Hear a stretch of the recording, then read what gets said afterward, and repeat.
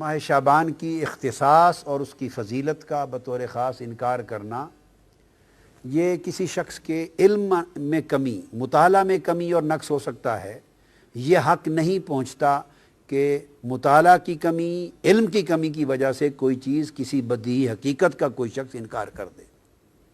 اسی طرح بعض اوقات بعض لوگ، بعض سپیکرز، بعض سکولرز، بعض تبلیغ کرنے والے، خطاب کرنے والے بے دھڑک کہہ دیتے ہیں کہ شب برات کی کوئی حقیقت نہیں ہے، اور 15 شعبان معظم یعنی شعبان کے نصف شب کی، جو نصف شعبان کی اس مبارک رات کی کوئی فضیلت، کوئی اہمیت اور کوئی تخصیص نہیں ہے، بے دھڑک بیان کر دیتے ہیں کہ یہ بھی سراسر زیادتی، اسلام پر زیادتی اور اپنی جہالت پر پردہ ڈالنے کے مترادف ہے۔ حضور علیہ السلام نے فرمایا کہ آدھا علم ہے اپنی لا علمی کا اقرار کر لینا۔ اگر کسی کے علم میں ایک چیز نہیں ہے اور وہ کہے کہ میرے مطالعہ میں نہیں گزری، تو یہ بڑی تقویٰ کی بات ہے، اچھی بات ہے۔ اہل علم کا شیوا ہے کہ یوں کہے کہ میرے علم میں نہیں آئی، میرے مطالعہ میں نہیں آئی۔ یہ حق نہیں پہنچتا کہ کہے اس کی کوئی حقیقت نہیں۔ حضور علیہ السلام نے فرمایا، اور یہ سنن نسائی میں ہے، جس میں آقا علیہ السلام نے فرمایا اس مہینے میں اعمال اٹھائے جاتے ہیں اللہ کے حضور ماہ شعبان میں، اور میں مسلسل روزے اس لیے رکھتا ہوں کہ میں محبت کرتا ہوں کہ میرے اعمال ماہ شعبان میں اللہ کے حضور پیش ہوں تو میں صائم ہوں، یعنی روزہ دار ہوں۔ اسی ضمن میں اگلی حدیث پیش کر رہا ہوں، جسے مسند ابو یعلا میں امام ابو یعلا نے روایت کیا ہے، اور ایسی سند کے ساتھ کہ جو سند متعون نہیں ہے، جس پر تان نہیں ہے جس سند پر، اور وہ بھی ام المومنین حضرت عائشہ صدیقہ رضی اللہ تعالیٰ عنہ روایت کرتی۔ آقا علیہ السلام نے فرمایا ان النبی صلی اللہ علیہ وآلہ وسلم کان یصوم شعبان کلہ، آقا علیہ السلام پورا ماہ شعبان روزے رکھتے۔ قالت قلت یا رسول اللہ صلی اللہ علیہ وسلم احب الشہور الیک ان تصومہ شعبان، سارے مہینوں سے زیادہ روزے رکھنے کے اعتبار سے رمضان کے بعد آپ کو ماہ شعبان اتنا کیوں پسند ہے، اتنا محبوب کیوں ہے؟ یہاں آقا علیہ السلام نے دوسرا جواب دیا، یعنی ماہ شعبان کی دوسری فضیلت بیان فرمائی۔ فرمایا ان اللہ یکتب فیہ علی کل نفس میتۃ تلک السنۃ فاحب ان یاتینی اجلی وانا صائم۔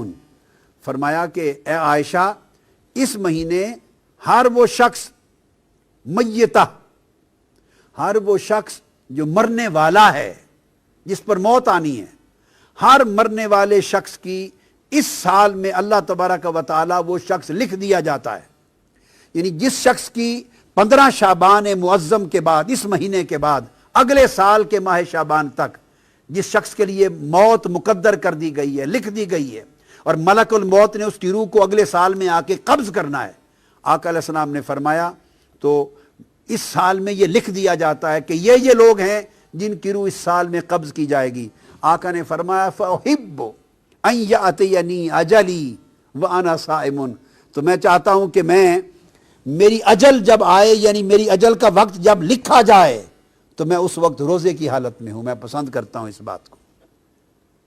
تو آقا علیہ السلام نے اس کی ایک اور فضیلت بیان کی، اور امام ترمذی نے حضرت انس بن مالک رضی اللہ تعالیٰ عنہ سے اپنے اسناد کے ساتھ روایت کی۔ آقا نے فرمایا کہ افضل صوم بعد رمضان شعبان لتعظیم رمضان، کہ رمضان کے بعد سب سے افضل روزے شعبان کے ہیں، اس لیے کہ شعبان کی تعظیم رمضان کی وجہ سے ہے، یا شعبان کی فضیلت رمضان کی وجہ سے ہے۔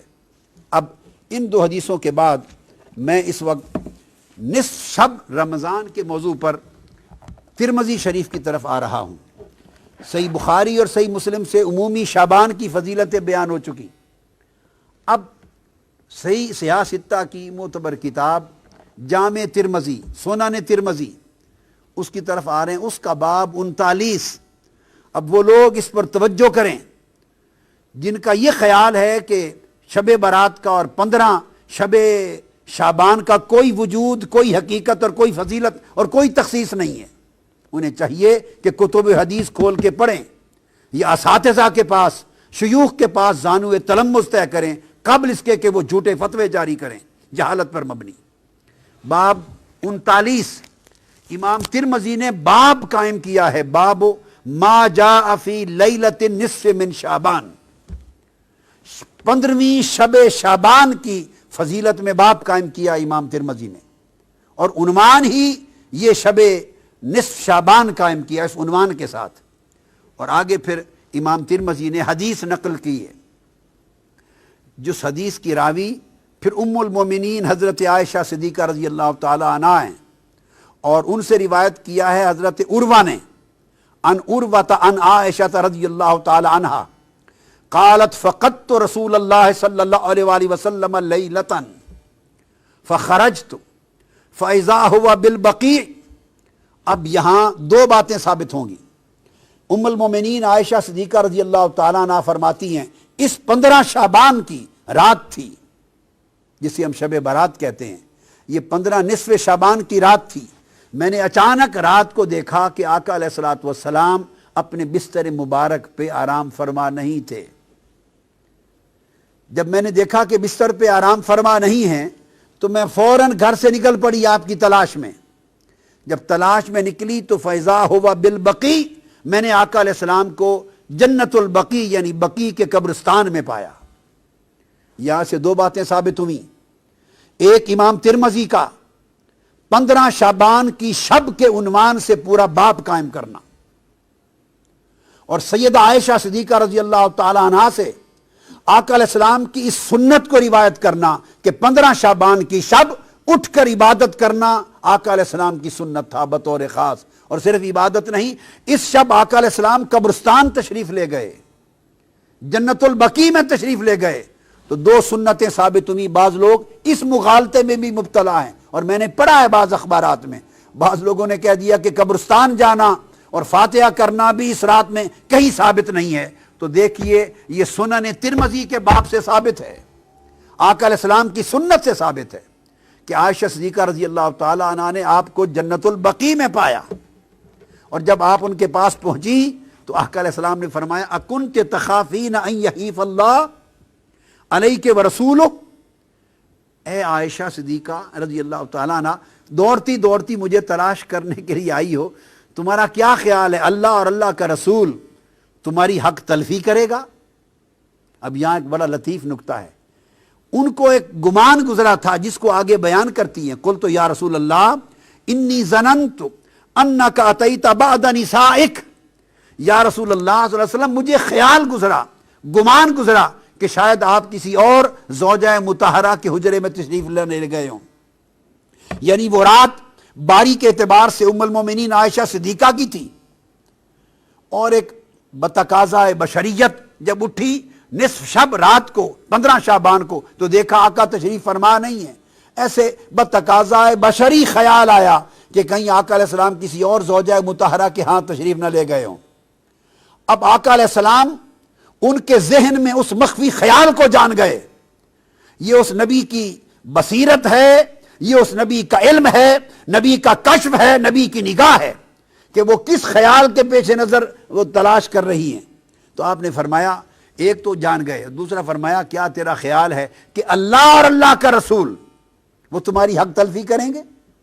یعنی اٹھے آقا علیہ السلام تھے، تلاش حضور کی ذات کی ہو رہی تھی، مگر آقا علیہ السلام نے ان کا گمان جو آقا علیہ السلام کے بارے میں تھا اس پر اللہ کا اسم شامل کر کے فرمایا کیا تیرا خیال ہے کہ اللہ اور اللہ کا رسول حق تلفی کریں گے؟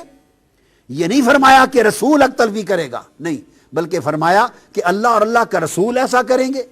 اشارہ اس امر کی طرف تھا کہ رسول کا ہر عمل وہ رسول کا نہیں ہوتا، وہ اللہ کا عمل تصور ہوتا ہے، اور رسول کی نسبت سوء ظن اللہ کی نسبت سوء ظن ہوتا ہے، رسول کا ادب اللہ کا ادب ہوتا ہے، اور رسول سے حسن ظن اور حسن ادب اللہ کے ساتھ حسن ظن اور حسن ادب ہوتا ہے۔ یہ مقام رسالت کا بھی اشارہ فرما دیا۔ انہوں نے جب عرض کیا یا رسول اللہ مجھے یہ گمان گزرا کہ شاید آپ کسی زوجہ مطہرہ کے ہاں تشریف نہ لے گئے ہوں، تو اس پر آقا علیہ السلام نے فرمایا نہیں، بات یہ ہے عائشہ، فقال ان اللہ عز وجل ینزل لیلۃ النصف من شعبان، کہ جب شعبان کی 15ویں کی رات آتی ہے تو اللہ تبارک و تعالی الی السماء الدنیا، آسمان دنیا کی طرف ایک خاص شان کے ساتھ نازل ہو جاتا ہے۔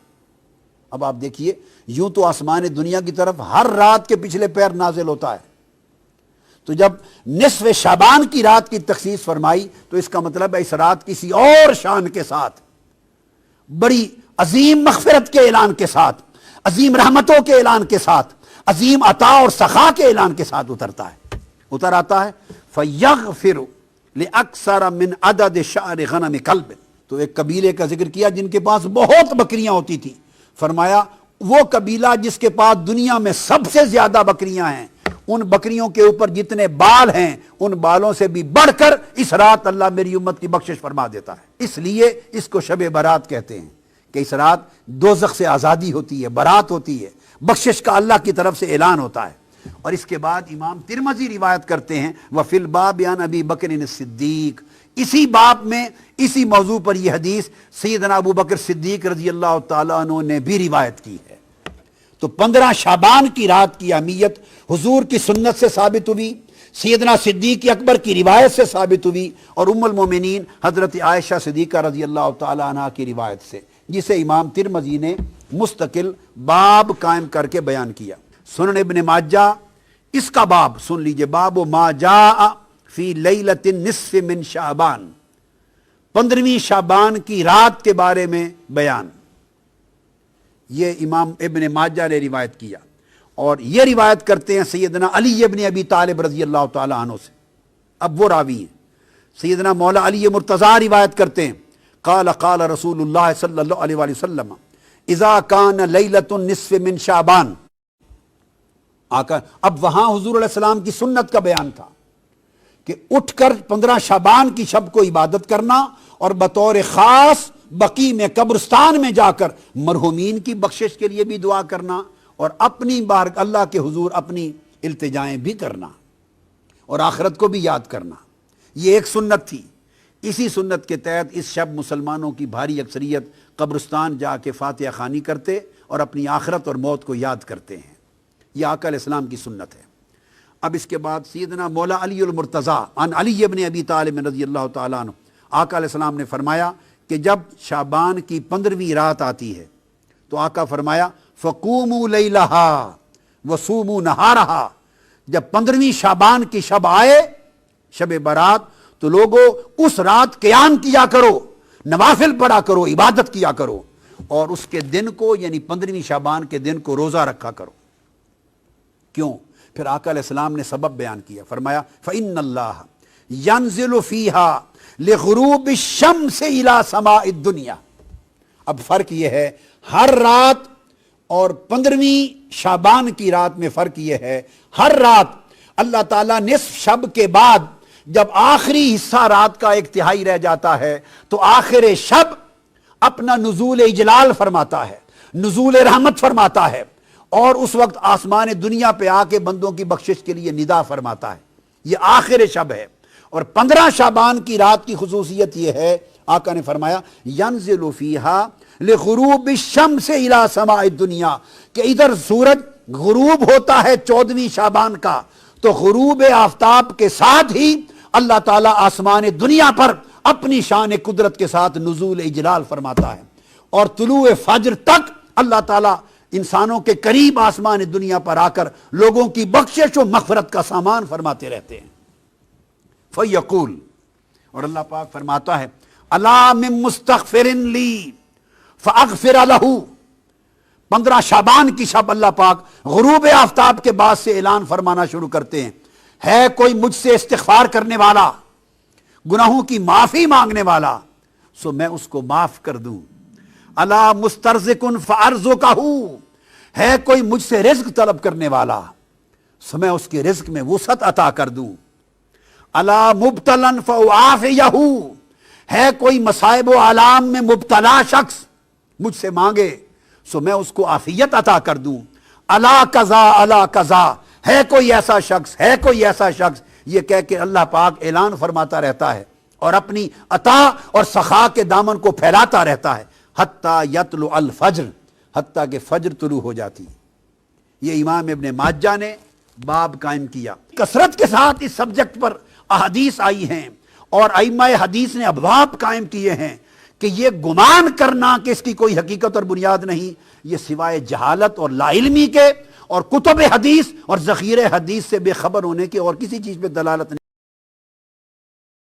اللہ اکبر، تکبیر تحریمہ کہی اور تکبیر میں ہاتھ اٹھائے تو اس طرح ہاتھ اٹھانا یہ آپ نے اللہ کی تعظیم میں ہاتھ اٹھا لی۔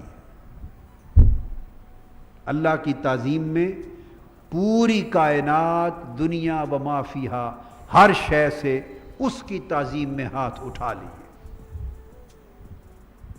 باری تعالیٰ میں نے تیری تعظیم میں ہر شے سے ہاتھ اٹھا لیے ہیں، تو میرا دل بھی ہر شے کی محبت سے اٹھ جائے۔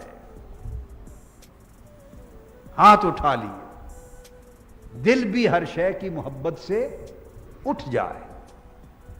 اللہ اکبر، ہر شے سے ہاتھ اٹھا لیے، ایسے اللہ کی طرف سیدھے کر لیے ہاتھ۔ اس کے بعد آپ نے اللہ اکبر کہہ کر قیام کیا۔ قیام اللہ کی بارگاہ میں حرمت اور ادب کا قیام، اس کی تعظیم میں ہر شے سے ہاتھ اٹھائے اور اس کی بارگاہ میں حضوری کے ساتھ ہاتھ باندھ کر جیسے غلام آقا کے بارگاہ میں کھڑا ہو جاتا ہے، بس اس طرح اس کی بارگاہ میں ادب اور حرمت کے ساتھ کھڑے ہو جائیں۔ دست بستہ کھڑے ہیں، ہاتھ اٹھا دیے۔ اب کوئی ما سوی اللہ شریک نہیں رہا آپ کے دھیان میں، آپ کے خیال میں، آپ کے تصور میں، اور اس طرح اپنے آپ کو ہر ما سوی اللہ کے دھیان سے پاک کر کے دست بستہ غلام بنا کر مولا کے حضور کھڑا کر دیا۔ اللہ، اور پھر اس کے بعد آپ نے کلام شروع کیا، الحمدللہ رب العالمین، ایاک نعبد و ایاک نستعین۔ مولا اب یہ جو قرات کر رہے ہیں، قرات اللہ والوں کی سرگوشیاں ہیں اللہ کے ساتھ۔ ہائے ہائے، کیا ہائے کیا سرگوشیاں ہیں اللہ کے ساتھ، سرگوشیاں ہیں۔ ساری کیفیتیں طاری کر کے آپ نے کہا الحمدللہ رب العالمین، سونے رب کتنا چنگا ہے تو، سونے رب کیڈا چنگا ہے تو، سارے حسن تیرے، سارے جمال تیرے، ساری خوبیاں تیری، سب تعریفیں تیری، واہ واہ واہ واہ۔ یہ بات شروع ہو رہی ہے اس سے، ہائے ہائے ہائے، یہ مناجات شروع ہو رہی، ہاتھ باندھ لیے اور باندھ کر یکسو ہو کر دل کی زبان سے آہستہ سے کہہ رہے مولا سب خوبیاں تیری، سب حسن تیرے، سب جمال تیرے، سارے کمال تیرے، تو ہی سب کچھ ہے۔ ہائے ہائے، تعریف کر رہے ہیں۔ پھر الرحمن الرحیم، مولا تو بڑی رحمت والا ہے، تو بڑی رحمت والا ہے۔ یہ نہیں کہہ رہے مجھے معاف کر دے، نہ ہائے ہائے، یہ ادب نہیں۔ میں نے کہا نا نماز اب خود سوال بن گیا، نماز بولیے نا خود سوال بن گیا، سراپا سوال بن گیا۔ اب یہ نماز کہنے کی ضرورت نہ رہی، آپ نے جب کہا تیری کتنی بڑی رحمت ہے، تو رحمان، تو رحیم، تو کافروں پر بھی رحمت کرتا، ہائے ہائے، تو وہ خود سمجھ رہا ہے نا، تو کافروں پر بھی رحمت کرتا ہے، مطلب کیا ہے کہ مولا میں تو پھر بھی گناہگار ہوں۔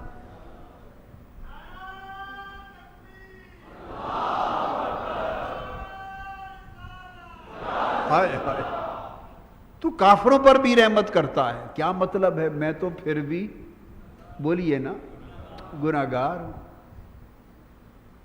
پھر پہنچا مالک یوم الدین، تو یوم سزا و جزا کا مالک ہے۔ اچھا مفہوم، مراد بتا رہا ہوں۔ اچھا مالک تو معاف کر دے تو تیری رحمت ہے، معاف کر دے تو تیری رحمت ہے، میرا کوئی حق نہیں، معاف کر دے تو تیری رحمت ہے، معاف نہ کرے گرفت کر لے تو مالک ہے، مالک یوم الدین۔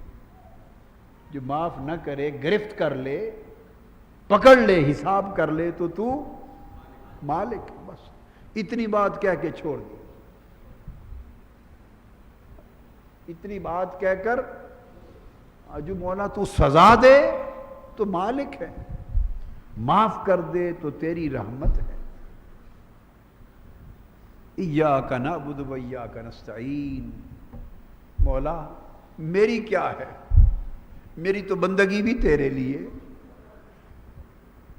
میری تو بندگی بھی تیرے لیے ہے، میں تو بندہ ہی تیرا ہوں۔ ایاک نعبد، میں تو بندہ ہی تیرا ہوں۔ کیا مطلب ہے؟ اور کس سے جا مانگوں، بندہ ہی تیرا ہوں۔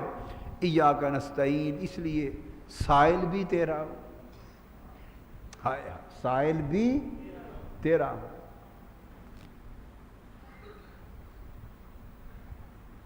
اہدنا الصراط المستقیم، پھر ہدایت کی بات آئی، سیدھی راہ دکھا دے۔ کون سی مولا؟ مجھے تو کچھ پتہ نہیں سیدھی راہ کون سی،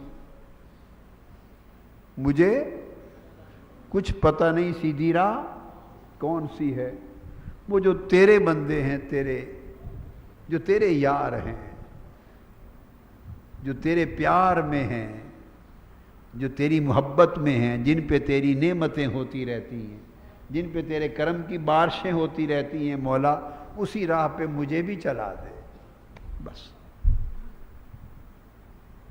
جو تیرے بندے ہیں، جن سے تجھے پیار ہے، ان کے پیچھے پیچھے مجھے بھی چلا دے، اور جن سے تو ناراض ہوتا ہے مجھے ان سے دور کر دے۔ ہائے، جن سے تو ناراض ہوتا ہے مجھے ان سے دور کر دے، اور جو بہک کر تجھے چھوڑ چکے ہیں ان سے تو میرا واسطہ ہی نہ ہونے دے۔ یہ سرگوشیاں ہو رہی ہیں اللہ سے، کیا؟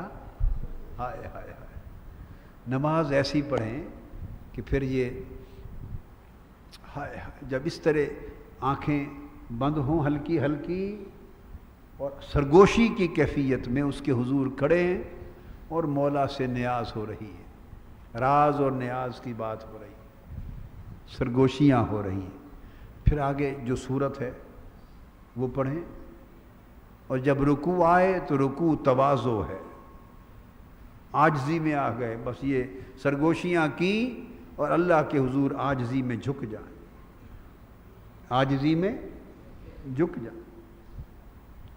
پھر قیام کے بعد جب سجود میں گئے تو سجود تذلل ہے، خشوع اور خضوع کی انتہا ہے، سر زمین پہ رکھ دیا، مولا تیرا بندہ ہوں، سر تیری دہلیز پر زمین پہ رکھ دیا، تیری مرضی، دیکھے یا نہ دیکھے یہ تو محبوب کا حق ہے۔ سر جو تیری زمین پہ تیری بارگاہ میں رکھ دیا، مولا اب تیری مرضی، سر رکھ کے پڑا ہوں تیری بارگاہ میں۔ روئیں روئیں، تو یہ سجود ہے۔ اس طرح آپ کی نماز کے ارکان، رکعتیں جب مکمل ہوتی جائیں تو پھر جب تشہد میں بیٹھیں، کیا؟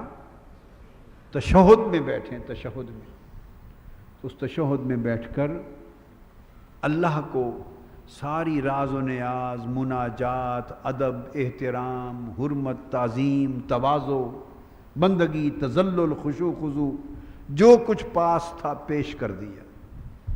یاد تھیں جتنی دعائیں صرف درب، جو کچھ پاس تھا سب اللہ کے حضور بولیے پیش کر دیا، جو کچھ پاس تھا سب اللہ کے حضور پیش کر دیا۔ اب آخر پہ سائل کی لجاجت، منگتے کی منت اور سماجت کی انتہا یہ ہوتی ہے کہ ساری التجائیں کرتے کرتے پھر واسطے پر آ جائے۔ جو منگتا ہوتا ہے نا، منتیں کرتا ہے، التجا کرتا ہے، سماجت کرتا ہے، جو کچھ پاس ہے نیاز کرتا ہے، نذر کرتا ہے، آخر پہ واسطہ کر دیتا ہے۔ کیا؟ کہ اگر پھر بھی میری ان باتوں میں بھی کمی رہ جائے تو مولا اس کے واسطے سے قبول کر لے اور معاف کر دے۔ جب تشہد میں بیٹھے تو اپنی قبولیت کا واسطہ اور وسیلہ سمجھ کر کہ اس کو راضی کر دوں. پتہ نہیں میری یہ ساری التجائیں، نیاز مندیاں، میری رونا دھونا، میرے مناجات بھی قبول ہوئے یا نہیں ہوئے. تو اب ایک واسطہ وسیلہ پیش کر دوں کہ چلو میرا کچھ کام اگر اس قابل نہیں کہ قبول ہو تو یہ واسطہ اور وسیلہ ہی شاید کام بنا دے. اس تصور میں اس کی بارگاہ میں بیٹھ کر عرض کریں مولا، بارگاہ میں بیٹھ کر یا رسول اللہ آپ پر سلام ہو. بارگاہ میں اللہ کی بیٹھے، اللہ کی بارگاہ میں بیٹھیں اور عرض کریں السلام علیکہ ایھا النبی ورحمۃ اللہ وبرکاتہ. یا رسول اللہ، یا نبی آپ پر سلام، اللہ کی رحمتیں ہوں، برکتیں ہوں، حضور کی بارگاہ میں سلام عرض کریں. پھر شہادت میں توحید اور رسالت کی گواہی دیں، اپنے ایمان کی گواہی پیش کریں، اور اس کے بعد پھر قبولیت کے لیے اللہ کو راضی کرنے کے لیے حضور پہ سلام کہیں. اللہ کو راضی کرنے کے لیے حضور پہ سلام کہیں. پھر حضور صلی اللہ علیہ وسلم کو راضی کرنے کے لیے درود میں آگے حضور کی آل پہ سلام کہیں. منگتوں کے طریقے ہوتے ہیں نا واسطے ڈالنے کے. اس کو راضی کرنے کے لیے حضور کا واسطہ دے دیا، سلام کیا، حضور آپ پر سلام ہو. وہ دیکھ رہا ہے میرے محبوب پہ سلام کیا ہے، سن رہا ہے. پھر آگے بھئی حضور بھی راضی ہو جائیں تو حضور کو راضی کرنے کے لیے حضور کے حسن اور حسین پہ سلام کر دیا، آل پاک پہ سلام کر دیا. حضور آپ پر درود و سلام، آپ کی آل پر بھی درود و سلام آقا، تاکہ حضور بھی راضی ہوں. پھر حضور راضی ہوں تو اللہ راضی ہو جائے. تو تشہد میں بیٹھیں اور اختتام پر جب سلام پڑھیں تو سلام شکر میں کریں. جو سلام ہے السلام علیکم ورحمۃ اللہ، یہ سلام شکر بن جائے کہ مولا کہ تو نے اتنی دیر اپنی بارگاہ میں حاضری کی اجازت دی، تیرا شکر ہے، سلام کرتا.